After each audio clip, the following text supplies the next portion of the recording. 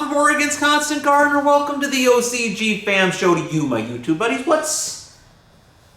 What's going on in your grow? Let me know in the comments and we'll talk about it after the show. But right now, let's just get into the show. And so yesterday we were talking, this isn't it, this is just a regular show. We were talking about a schedule, a feeding schedule, but for autoflowers. And what's going on with that is that Scott and some people, some of you all, are working together to build one of those out. And I invited you to be part of that yesterday to see if you want to grab that schedule, if you're doing some autoflowers, and see how that goes, put together a schedule. But today I wanted to talk a little bit more about why an autoflower might be different from just doing a photoperiod grow.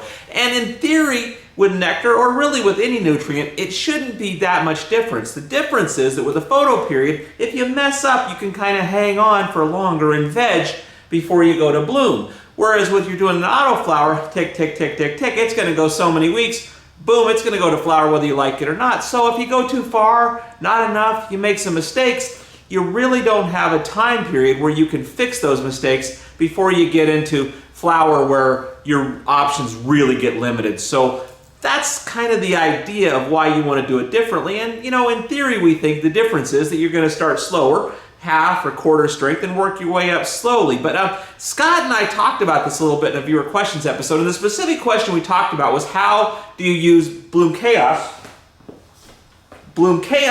with an autoflower, or use it at all. And we talked about that, but this conversation really talked about the bigger philosophy of using autoflowers and how we're still kind of just learning how to do this. But I want to show you that video of that, and then tomorrow, the next day, later on in the week, let's talk about this video, what we talked about yesterday, and figure out maybe doing some stuff about a little more exploring the idea of doing autoflowers. So watch this video, and I'll talk to you after.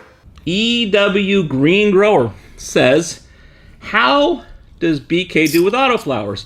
Been hesitant to use it since the growth rate is already so quick with normal sample feed chart, minus the BK. So I guess he says he's not using the BK. He's worried because it's growing so fast.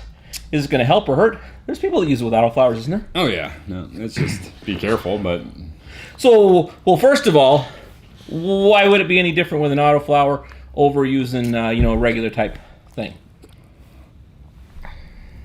Because with a regular type thing, you're trying to get the bloom. Pause them and say, all right, hold on. No, because it's not. Take the name out of it. It should just be called plant crack, or what are we missing in our root zone solution. So basically, in the veg, or like if you're in the veg cycle and you're applying that stuff, and something goes wrong, you've got time to fix it before you flip them. Oh, okay. And once you get into bloom, then your scheduled time frame is there. But with autoflowers, you plant the seed, they're like 105 days from now, it's done. No matter what. 20 hours of light, it's going to go from start to finish.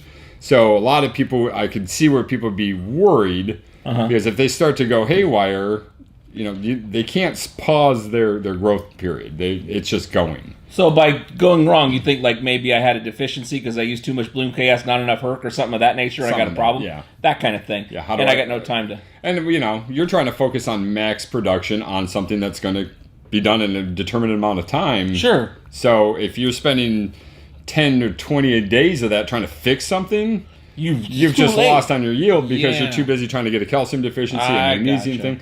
So a lot of people are leery, or they work with it more cautiously with an autoflower. What I tell people is just, give them a quarter strength every other day, every other feeding, try quarter strength, half strength, and increase it. Work your way up. Because I think you'll find with autoflowers especially, you can condition them to accept a lot more and produce a lot more, but you have to slowly condition them to get there. You can't just go from, early veg feeding schedule to mid-bloom feeding schedule in a day, because they wouldn't know what to do with that much extra nutrition. But if you increase everything half mil, 1 mil, 2 mils at a time over a period of time, you're kind of encouraging that plant to consume more by giving them just tiny bits more every time. Okay, so if I did that and I had good results when I got to the end, would I push harder the next time around with more, but slowly ramp it up? If you document it, push them. Take one and push it hard. Take the rest and run the normal schedule. And it's the one that you just have to figure out on your own, in your own garden, with your own genetics, how that product's going to work for you. Over the run and over multiple runs based on what you figured out. Yeah.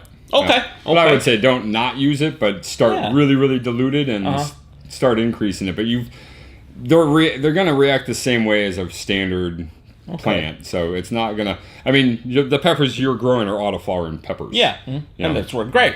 Yeah. Yeah. So it really just comes down to how sensitive they are, how the pH, I mean, just check your slurries, check your nutrition input, all that. But as long as you're on point, it shouldn't be a problem. So would you say that once you got your game squared away, you'd use just as much as an autoflower as you would in a regular type plant? Maybe not to that Maybe not to that extent. It's harder to get to that 15 mils a gallon. Yeah. So I could generally a easily little get less. 5 mils per gallon all the way through flour, no problem. And you'd still be with the foliar and the drench regimen, same there. Yep. As far as okay. All right. Okay, what do you think of that? Let's talk some more about this as we're going through the week. In the comments, let's talk down there about autoflowers or about anything else you're interested in. That's the show for today. I'm going to see you tomorrow. I love you. The OCG Fam Show. It's pretty good. It happens every day. It's the OCG Fam Show. See you tomorrow.